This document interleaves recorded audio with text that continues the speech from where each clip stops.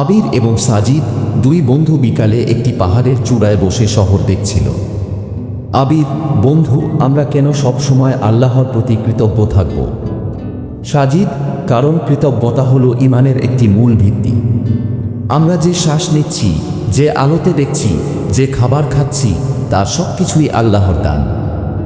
আল্লাহ কোরআনে বলেছেন, তোমরা যদি আমার নেয়ামত গণনা করতে চাও তবে তোমরা তা গণনা করতে পারবে না। কৃতজ্ঞতা আমাদের অন্তরকে প্রশান্ত করে এবং আমাদের আল্লাহর আরও কাছে নিয়ে যায়।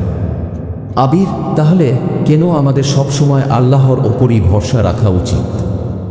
সাজিদ: কারণ আল্লাহই আমাদের একমাত্র প্রকৃত আশ্রয়স্থল। যখন আমরা আল্লাহর ওপর ভরসা করি তখন আমাদের মনে কোনো ভয় থাকে না। আল্লাহ কোরআনে বলেছেন, যে ব্যক্তি আল্লাহর উপর ভরসা করে আল্লাহ তার জন্য যথেষ্ট। ভরসা আমাদের সব দুশ্চিন্তা ও মানসিক চাপ থেকে মুক্তি দেয়।